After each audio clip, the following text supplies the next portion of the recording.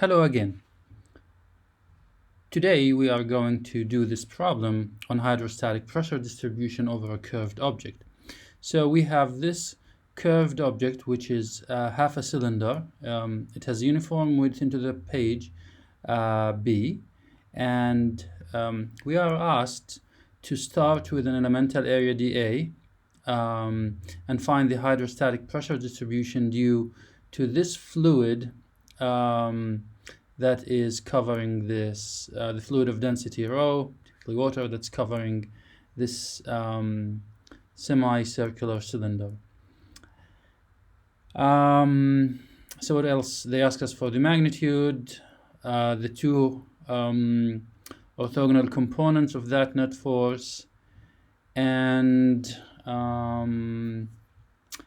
we will do a couple of variations of this problem. So let's get started. So you have this surface, and it's submerged under a liquid of height r to the top.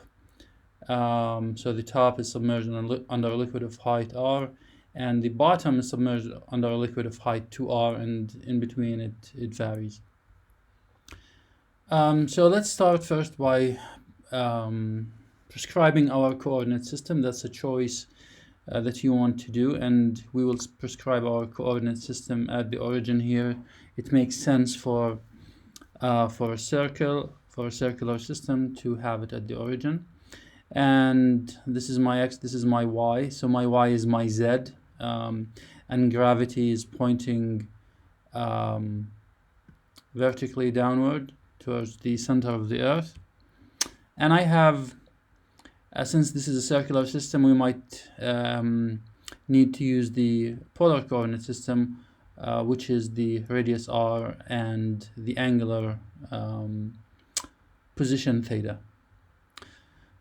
So the relationship between the two coordinate systems, the Cartesian and the polar, is the r cosine theta gives you x and r sine theta gives you y. So you can change between the two systems. So we are told to start with an elemental area dA. So that's our element, and this dA is just the width into the page, which is B, multiplied by r d theta. So this is the r, and d theta is just this arc length. So this is a small elemental area. And if I now want the force dF acting on this elemental area, it's due to the pressure. And where is the, so you multiply the pressure by the area, you get the force, dF, the elemental force acting here. And if I want the whole force on the net force on the whole surface, then I sum all the forces up. But these forces, the dF, it's a vector, so it has a magnitude and a direction. So it makes sense that when we come to do the summation of those forces, so the idea of what we're going to do today is we're going to break this surface object into an infinite number of dAs. So a dA here, a dA there, all the way from beginning to end, and then sum up all the forces that we compute. And why do we do that? Well, primarily because the force is a pressure times an area dA. So let's say my dA is the same all the way, but we've just mentioned at the beginning that the pressure has to do with the height of the liquid above that element. So I'm going to pick my element dA here, and the liquid height above it is just h. And this h varies from the starting point of the object to the end point of the object, going through all points on this surface. I should say the surface. So that's why we break it into the orthogonal components. It's easier to sum those because they all point in the same direction. The x is in one direction and the y in a different one. So in a previous slide we found that the horizontal component of this force dF, the elemental force dF, is just the pressure multiplied by the delta y, this dy here. So multiplied by the width into the page B. And same thing with the vertical force, is just the dx multiplied by the pressure times the width into the page. And then, so now what I need to do is just exchange for this pressure, and this pressure is the hydrostatic pressure. So here is an important point that I want to mention at this stage, which is from this point, at least in this problem, we're using a gauge pressure system. So remember, in a previous lecture, we talked about the different conventions that engineers do based on their industries to report the pressure. Thermodynamic engineers report the pressure as absolute. So if I'm to report the absolute pressure at this point, it'll be the rho GH plus the P atmospheric. So I would start by saying here what I need to mention is that all this problem is solved with gauge pressure. If I want to solve it as a vacuum pressure or a gauge pressure or absolute pressure, I could just do that, and my P will be P atmosphere plus rho GH. That's if I'm going absolute. But I've picked my convention, but now I have to stick with it. I'm doing gauge pressure, which means I'm just ignoring the effect of the atmospheric pressure.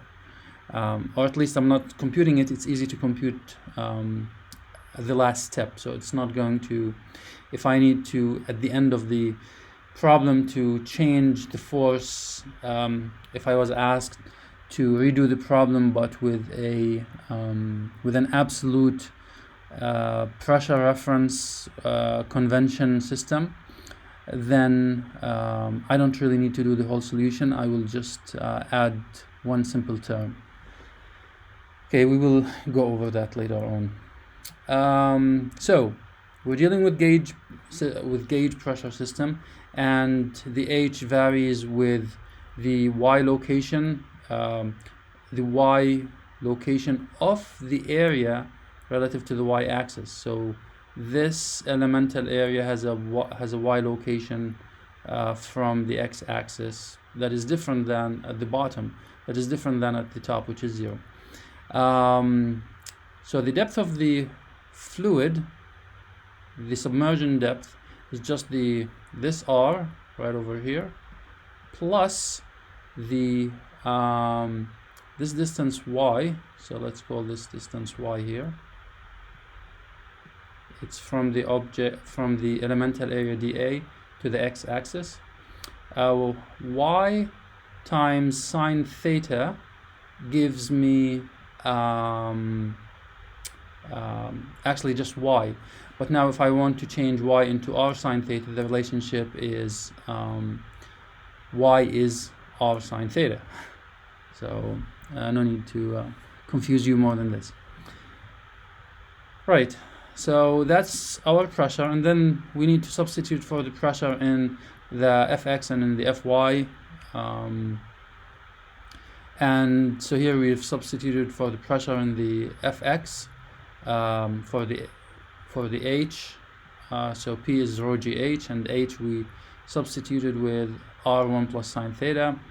And I should go one step back and say that based on our coordinate system here, we're saying that theta is positive in this sense from the X-axis towards my force F. So this would be theta equals 0 at one end of the object, and this would be theta equal pi at the other end of the object, which means that I'm taking the absolute value of the Y because Y is positive upward. Otherwise, if I don't, I have to take a minus sign, but that's going to be too complex. We're just taking the positive value of Y, the absolute value of Y, and just adding it to the R. So I'm talking about depth. That's the point that I want to make. So 1 plus sine theta, we substitute here. Then we do the Fy. So rho GHB, instead of multiplying by dy, we multiply by dx. So the dfx, you multiply the pressure with dy, and the dfy, you multiply the pressure with dx. And you get a similar relationship, except dx and dy here. And now what you'll notice is that I have a dx and I have a theta, so I would either change the theta into get rid of the theta or get rid of the x. So I've chosen, it was easier that I could get rid of the Cartesian coordinate system in favor for the polar coordinate system. So you go here and you differentiate both sides. R is a constant, dx is r times the derivative of cosine theta is just minus sine theta, just like you see here. And you do the same thing for the dy. That's what you get. So now for dfx, you substitute for the dx here. That's what we've done, with minus r sine theta. Right, so the dfx here, sorry, so we're multiplying by the dy, so rho gbr 1 plus sine theta, that's my pressure, and then my dy is just r cosine theta d theta here, which is right over here. And then you rearrange, you put the two r's together into an r square, and you do the same thing with the dfy. And for the dfy, so it's just substitution for the pressure, substitution for the dx, and it's the same story. We get minus rho g br square 1 plus sine theta times sine theta d theta. And now if what I've done here is I found the horizontal and vertical components of this force dF acting on this elemental area dA. And now we've said, now if I break this surface again into an infinite number of areas dA, I sum those elemental forces up, which means I just integrate for an infinite summation. So my fx will be to integrate the dfx over the whole surface area. And what I mean by the whole surface area, it's this particular area from one end to another. So that's the area we are talking about, the red covered. And that red area starts with let's say x equal r, y equals 0, to x equal minus r and y equals 0, or in polar coordinates from r equal to r, capital R, and theta equals 0, to r equal capital R and theta equal to minus pi. But since r is constant, the only variable is theta here. So you substitute, you do the integral, you integrate rho gbr square. So the density rho is a constant, comes out, g is a gravity, gets out, b is the width into the page, it's constant, we're given, and the radius of the cylinder is constant, so it comes out. So we're integrating 1 plus sine theta cosine theta, as we said, from theta equals 0 to theta equal pi. So from one end of the area to the other end of my surface. So how do you integrate that? You can use whatever method you like. I'll show you my favorite method, which is to use the symbolic toolbox in MATLAB.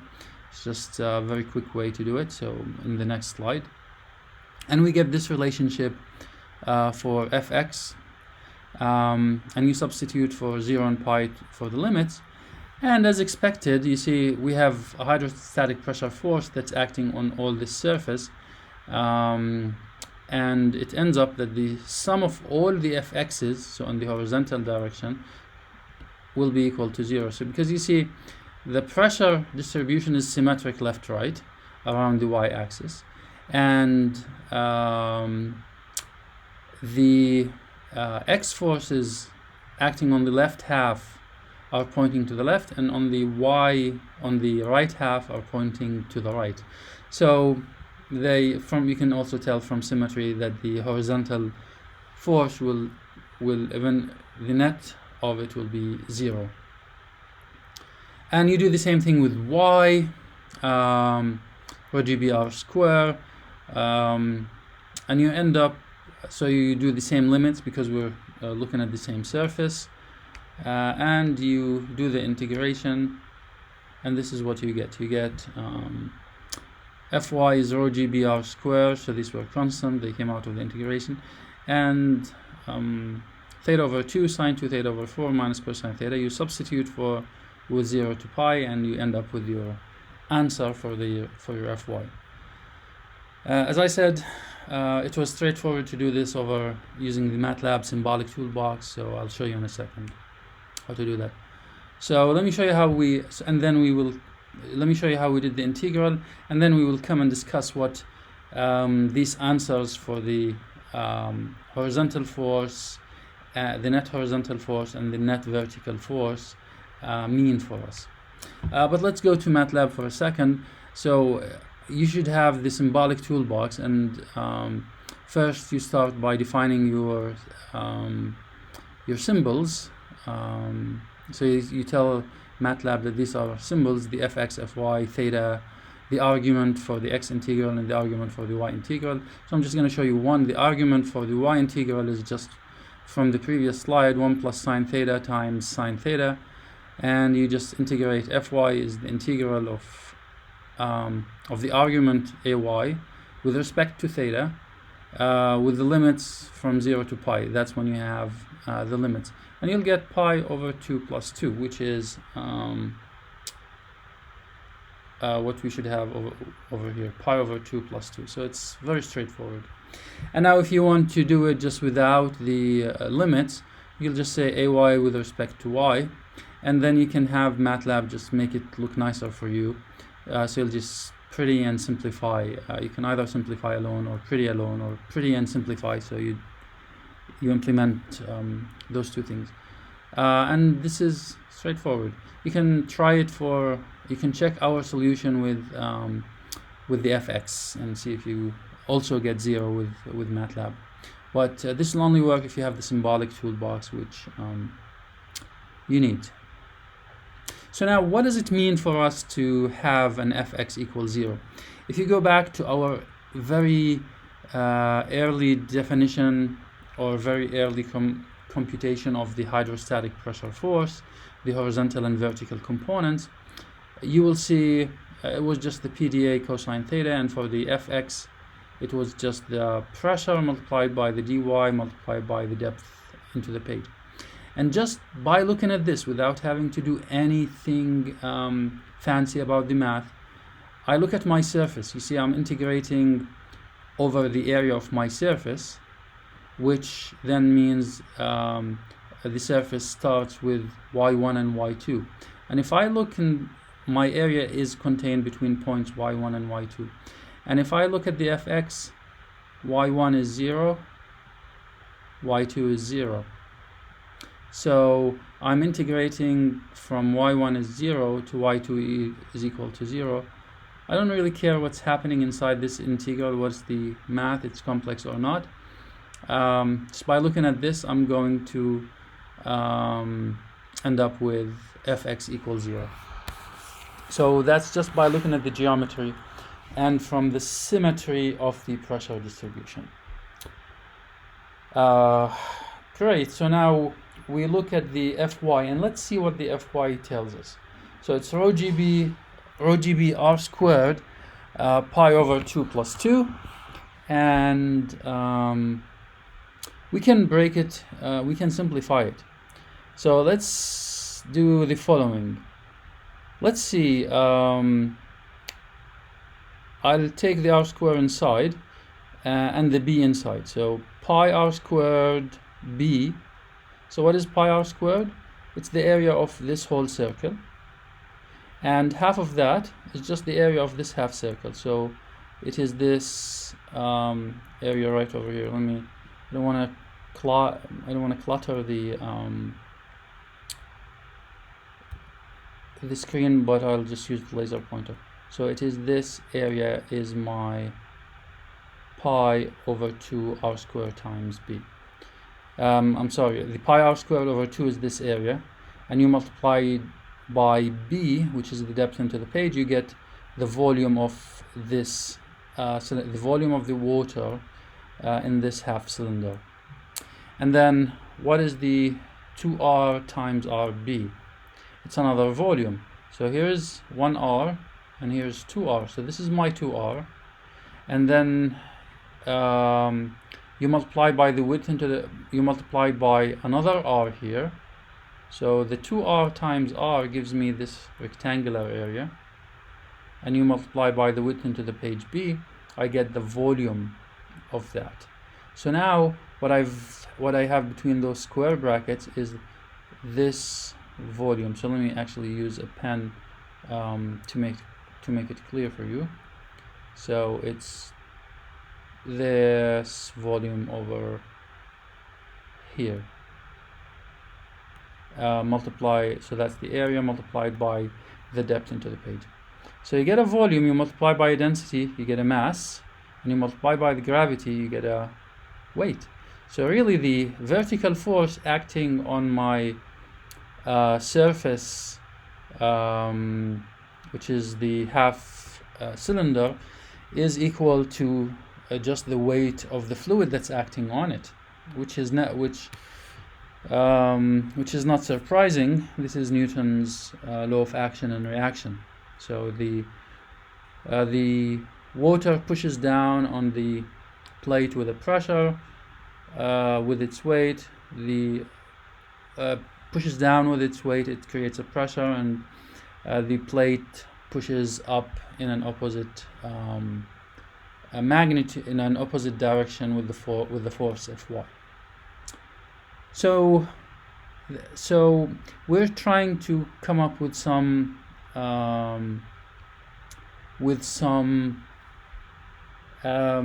quick conclusions about how to get the net force. So this was one example. So here the vertical force is sort of intuitive, that it comes from the action of the gravity, of the weight of the liquid.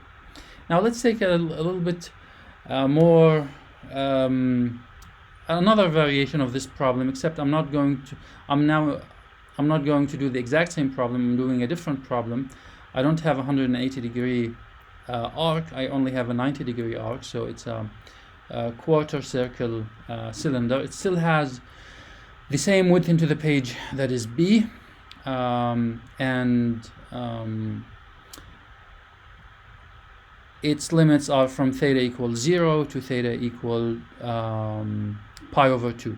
And we want to find this net force that acts on it, its horizontal components, and also where its line of action is going to be. We want to find the center of pressure. So you can just go back to the previous example, and here it's the exact same problem, except instead of setting 0 to pi, I'm going to set it 0 to pi over 2, and similarly here 0 to pi over 2. So it's the exact same solution. I'm just setting different limits for the integration, which is really nice because it's still the same shape, just different limits. So for the fx now, I don't get a 0. I get 1.5 rho GB r square, and we will talk about it in a second. So actually, let's talk about it for right now. R times B. Yeah, let's. So now the horizontal force Fx. They tell us that this net force on this surface is equal to R times B. So this is an R, and B is the width into the page. So it's this surface. The area of this plane rectangle, and the area of this rectangle is just really the vertical projection of my arc right here. So really they tell you, if you just want to find the horizontal force on your arc, project it onto a vertical plane, which is RB, and then find the average pressure. So the average pressure is the pressure at the top of my plate and the pressure at the bottom of my plate. So here it will be right here at the middle of my vertical plane. So my plane is submerged under a depth r to the top and depth 2r at the bottom. So 1r and plus 2r is 3r, and the average of those is 3r over 2. So you'll see that's my projected area. That is B multiplied by, that's B multiplied by R, and that distance of submersion from the top is 3 over 2R, 3 over 2R, and you multiply by G and rho, that gives you a pressure. So 3 over 2 rho G times R, that gives you the pressure, the average pressure on this plate. Because on top it's rho GR, on the bottom it's 2 rho GR, and the pressure varies in a linear fashion on the vertical projection. So now I've switched completely to the vertical projection, and I'm doing my work on it. So that's a conclusion that we can always almost in simple situations take it to the bank and just take the projected area, the vertical projected area, and find the average pressure if we have a constant density fluid and B is a uniform width into the page. And now if I look at the Fy, I'm going to get the same idea. I use the correct limits of integration from theta equals 0 to theta equal pi over 2. And what this solution is just pi over 4 r squared b, and that is really the volume of this cylinder over here. Let's just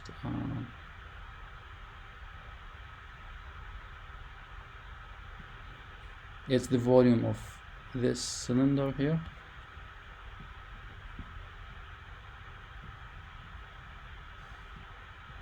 So pi r squared over 4 is this quarter cylinder times b is that whole volume, plus the weight of the rectangular prism that's on top, the rectangular cylinder that's on top here. So it's this, and it's so that is r times another r to the top. So this is r, and that's another r. So it's r squared, which is what you get here, multiplied by b into the page, and you multiply by rho g, that gives you the weight. So now we have sort of a rule of thumb. If I just want to get the Fy, it's just the weight of the fluid acting on my surface area. That's as simple as that. But now we want to move on a step further than we have gone in the previous problem, which is to find the line of action, the inclination of the, find the net force, line of action, and find the center of pressure. So the center of pressure is the new concept here. We've only supplied it as a formula in a previous lecture, but we want to go a little bit deeper here. So the F net is the summation of Fx squared and Fy squared. So you're going to end up with 2.3319 from the previous slide. So we have Fx and Fy, and we're still working with this quarter cylinder, not the half cylinder. We're done with the half cylinder. So that's my net force, and its inclination angle will be alpha, and alpha will be the inverse tan of Fy over Fx, which we have, so it'll be 1.193. If you just take the Fy and Fx in the previous slide, and you're going to end up with your force inclined at an angle alpha of 50 degrees with the x-axis. So that's your alpha, that's your Fx right here, and that's your Fy here, and this is your F net. So my force is acting my net force, F net, is acting at an angle 50 degrees. That's my F net. But now we want to find its center of pressure. Here we've just drawn it that it goes through the origin.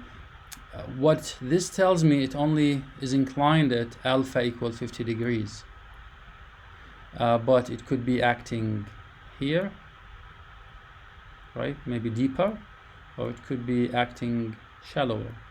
All of them are inclined at this angle alpha 50 degrees. So that doesn't tell me where my action line is going to be. It tells me its inclination angle only. I need now to pinpoint where it is in space.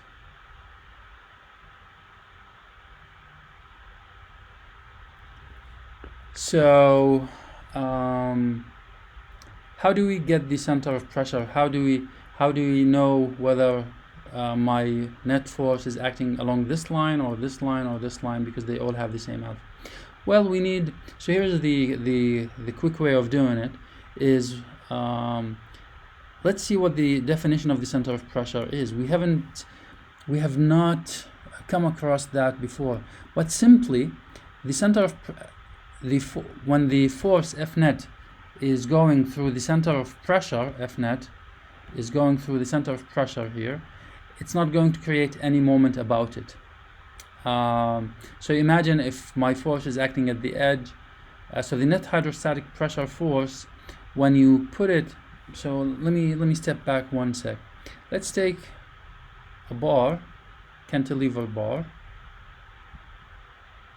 and you have a distributed pressure force acting, let's say it's a uniform pressure force acting on this bar, F distributed, such as pressure.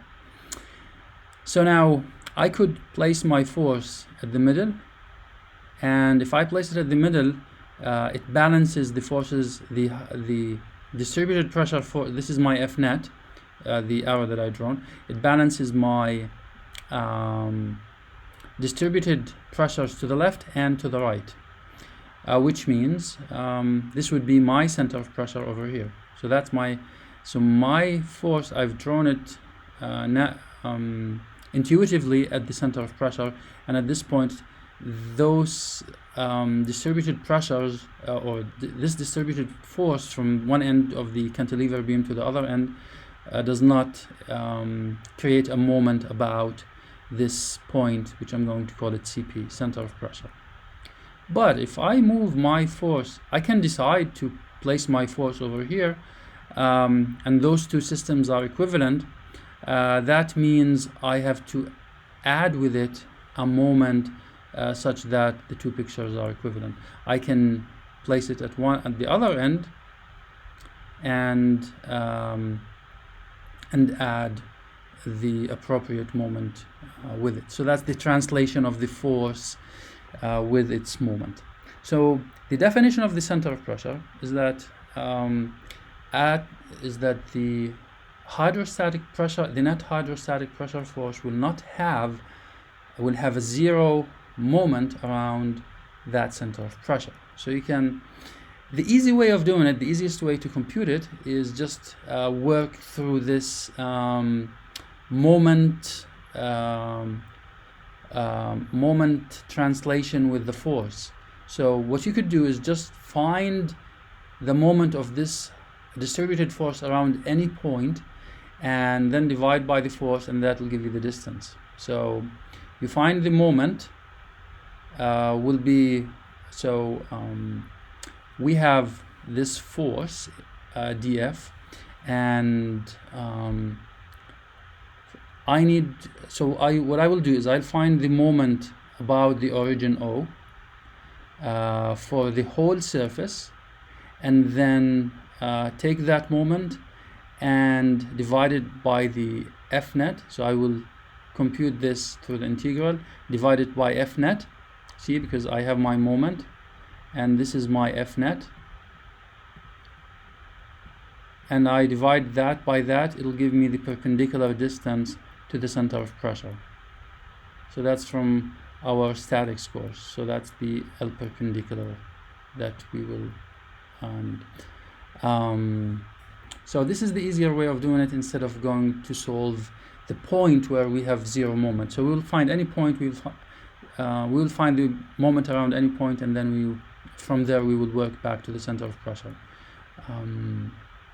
Okay, so now which point do we compute the moment about? In this particular case, I've picked the origin O. It's a smart choice because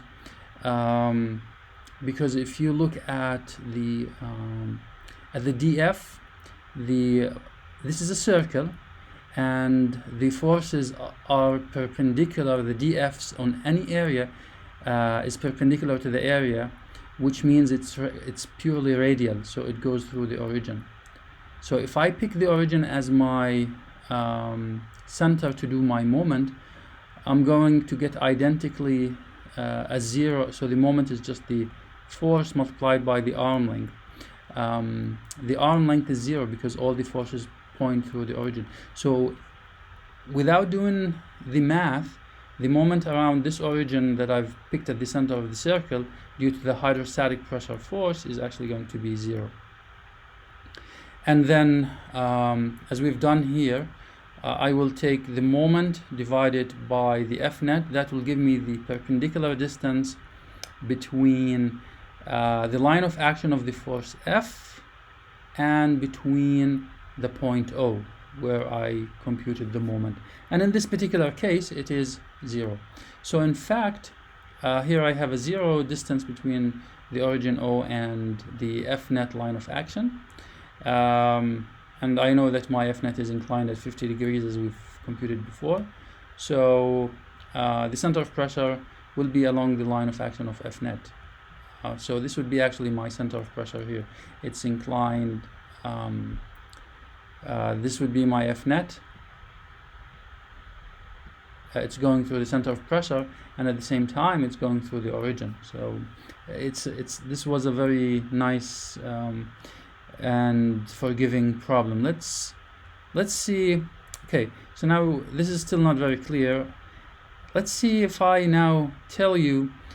So we know that this is the center of pressure, but now I'm asking you to redo the problem, but now do it by picking a different origin. So don't put your origin of the origin of your coordinate system at the center of the circle. Just place it here. And here's what you will discover when you're doing your calculations. You are going to compute the moment around point O. So how do you compute the moment about point O? So let's just write that down over here. So this is my area dA. It has a force dF acting on it. That's dF. And that force dF is creating a moment around point O, which is equal to the dF. So it's creating a moment around point O, which we're going to call dm. The moment is is equal to the dF multiplied by the perpendicular distance between the point O. So I take from the point O a 90-degree line that is perpendicular to F. So I know F is going through dF is going through my origin, because it's purely radial. So that would be the moment, dF times this length L. Let's call it small l. And small l really depends on your h. Pretty much depends on this theta at which we have found before. And when you do, so that you can compute if you go to the previous slides. It's just you add this L to the df, and you compute a moment. But now and then you integrate over the whole surface. You integrate the dm, and then you're going to get a moment around point O, which is here. So that's my moment around point O after I get the integral. And I've already found my f net.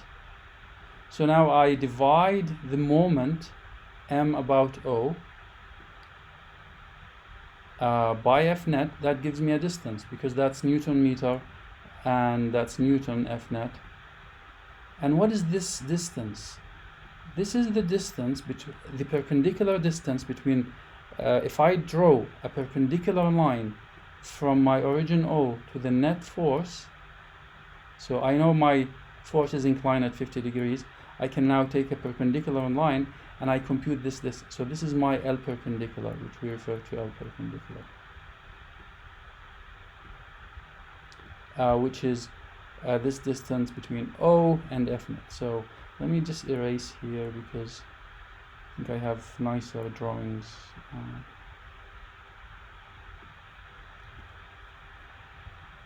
So you get the point.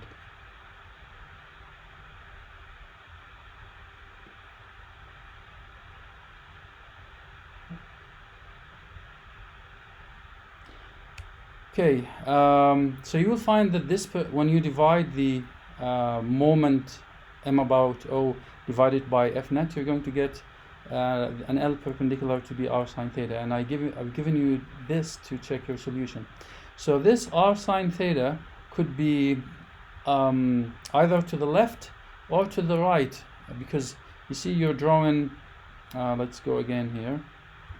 This is your origin O, and you know this is 50 degrees, so this has to be at 40 degrees because it'll make a right triangle. You're going to go perpendicular here, 90 degrees. So this is, we said 50, so this must be 40. But I can go either way. So we're drawing a line at an angle of 40 degrees. This is the complementary to the 50 degrees alpha. And I could draw my f net to the left or to the right, but it makes sense in this case. Just it's closer to the hydrostatic pressure distribution, which is on the surface rather than here. So this doesn't make sense. So that makes sense, and that really does not make